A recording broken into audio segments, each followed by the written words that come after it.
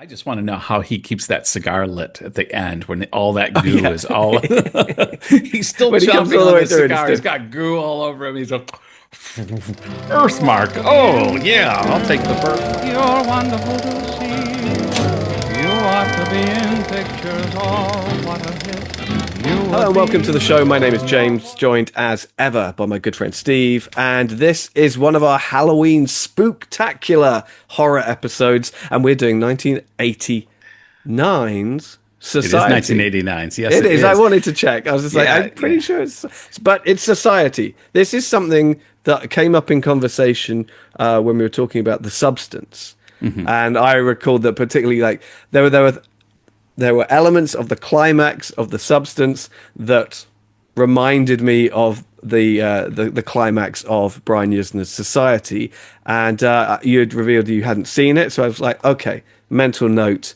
one of our Halloween episodes, we're gonna do Society.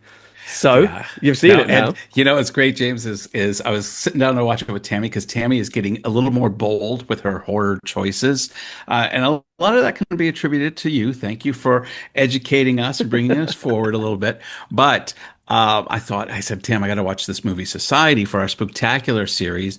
And let's try to watch it together. And then I just quickly scanned some of the reviews, and it said the last half hour you will leave you disturbed. That you will, and I thought, you know what? Let me time out on that. Maybe I better watch this one by myself. Let's watch American Werewolf in London first. Glad that I did, because as much as I did enjoy the movie, and I can see why you recommended it, it definitely was not for the faint of heart, and gives the term butthead a whole new meaning.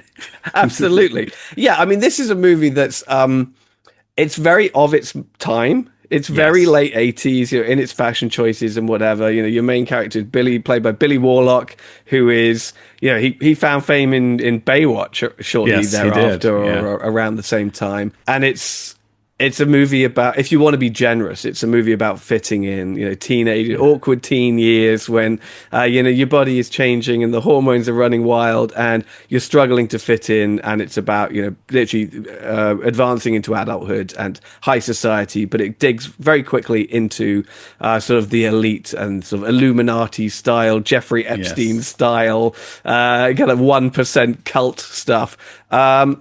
And this is in a vein. I mean, it's directed by Brian Yuzna, who's the producer of Reanimator and the writer of the sequels and films like that. So it very quickly descends into gooey, rubbery, practical effects heavy body 80s body horror, Yeah.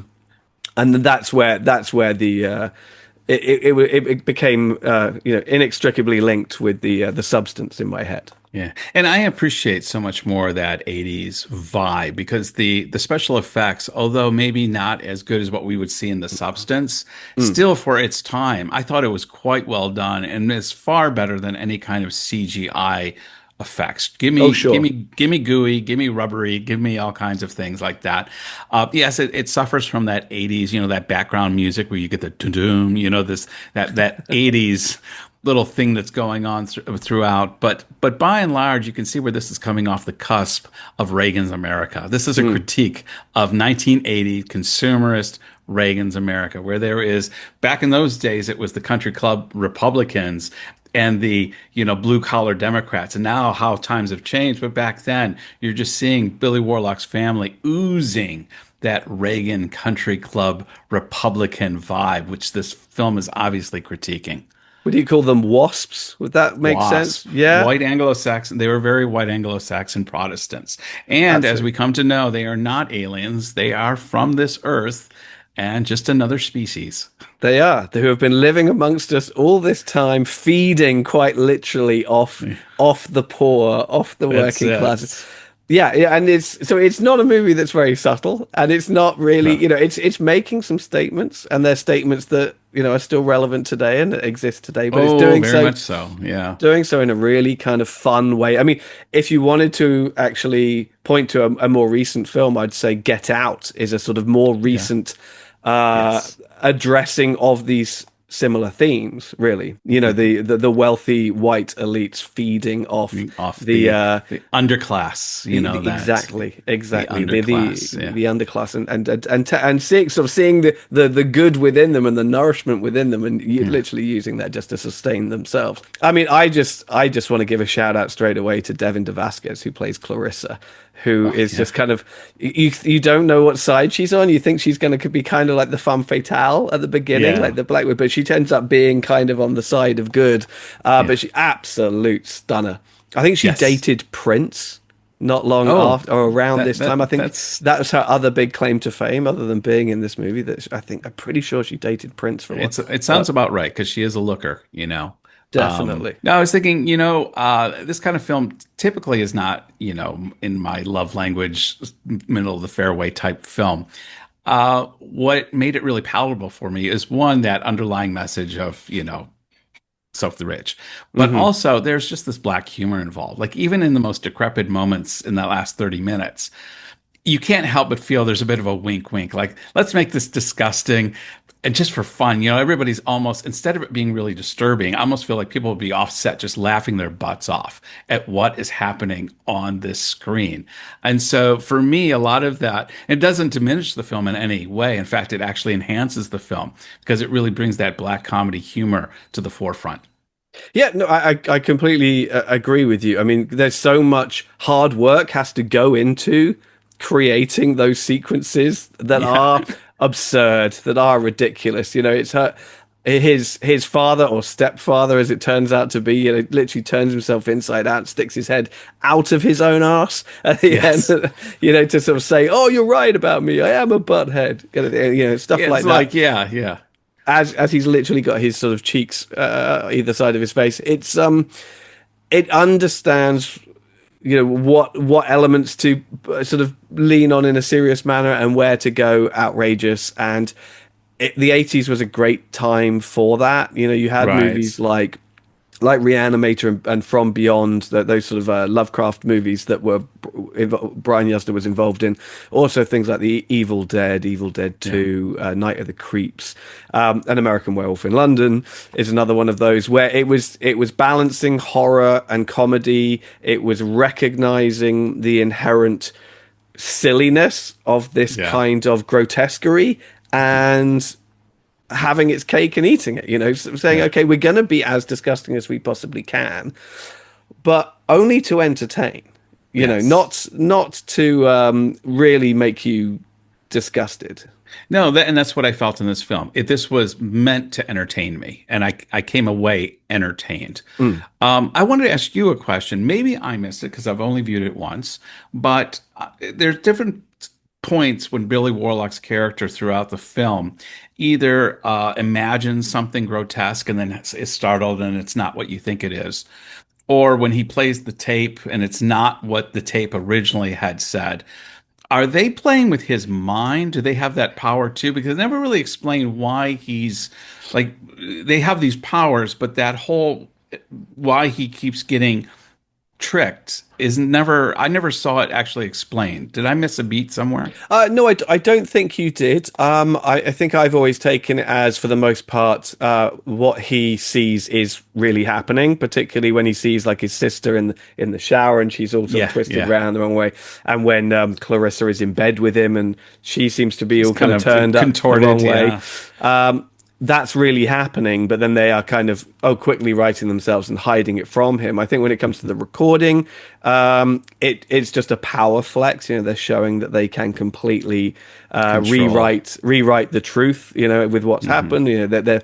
Their tentacles go deep within law authority and what have you. But at the same thing, there is it sows a seed of ambiguity, certainly in the first half, just to kind of disorientate him. Because I don't think, Yeah. particularly for the first half, where it is more of a mystery Yeah. and there's less kind of gross out stuff happening, it's got a kind of Twin Peaksy kind of vibe to it. Well, he'll look at the apple, they'll see the worms, and they'll look again, and it's not. Right. And it's like, okay, it's almost like because we're going to save all the grotesqueness for the last 30 minutes, we have to have something as filler in the first two-thirds of the film that's going to be a little bit gross, that's going to produce that startled effect. Although I don't feel that they always explain how and why that occurs. No, I don't think. I think that is fair. I don't think they always do, but I think it's simply to illustrate the fact that they're hiding in plain sight. That all of Yeah, this kind of stuff is happening all around them, but it's kind of happening between the yeah, raindrops, if you like. It's all about how you look at everything, and but I think at the end of the day, it's just about creating an yeah, yeah. atmosphere of sort of discombobulation, Crazy. if you like. I just want to know how he keeps that cigar lit at the end when all that Oh goo yeah, is all. He's still when he comes chomping all the on way the through, and it's cigar. He's still. got goo all over him. He's a birthmark. Oh yeah, I'll take the birthmark. But Um, I mean, and that's something that actually you strike on a good point that adds to kind of the grotesquerie of it. I mean, it's supposed to be this big sort of a sort of orgy, really, and yeah, yeah, it's sexually driven, but it's also sort of about physical nourishment. And I think that yeah, one of the things that adds a kind of element of revulsion to it is how you've got young nubile people and very old oh, characters yeah, who are probably actually hundreds if not thousands of years old were it not for these sort of baths, if you like, writhing around yeah, together with yeah, one another, and you're just kind of like, this yeah, is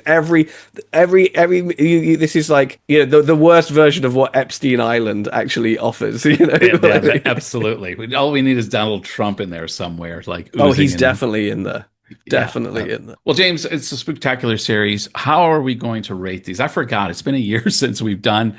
What system of measure are we going to use? Well, I think if it wasn't already, I think we should rate these spectacular episodes out of jack o' lanterns out of 5. Yes. I think How we many put of that on the those? logo, the thumbnails Bum anyhow, bum bum so bum. it's appropriate. Perfect So sense. I'll go first. Since I'm the new one to this film, I enjoy this. It was a fun film. Listen, it's an 80s film with a bad soundtrack that I found irritating at times. This is far from a perfect film, but it was an entertaining, spooky movie that made me laugh at times. It had me entertained, and at the end of it, I'm going to give it 3.5 lanterns out of 5. I think that's rock solid, or rather, a massive gooey slime. I don't know how much is rock solid in this film. Yeah, exactly. It's a lot of fun. It is what it is. Yeah. It's very broad strokes, but it does have something vaguely intelligent to say, even if it is something that has been said with more nuance and more delicacy and more insight elsewhere, before, previously and subsequently. But it is one of those movies that my head automatically goes to when I think body horror, particularly when I think 80s body horror. I think Mhm. few films will do as much with as little as that final act of society. And I think, the other reason I wanted to champion it is I think that in that realm, in that subgenre of movies, it's Mhm. still it goes kind of under the radar a little more Yeah. than it deserves. When you've got movies like American Wealth, or you've got The Fly, or you've got Reanimator, people are kind of happy to sort of stop there too often, Mhm. I think. And I think society deserves its place in the sun, where, and because it is just absolutely sort of disgusting, but in the best possible way. And yeah. I love it a lot. It's not a masterpiece by any stretch, but it's a lot of fun. It's got some brains behind its silliness, and I'm going to give it 4 jack-o'-lanterns out of 5. Perfect. Well, that's what James and I think about society at this spectacular season. What do you think? Have you seen the film? Are you inspired to see it because of this video? We'd love to know what you think in the comment box below. James?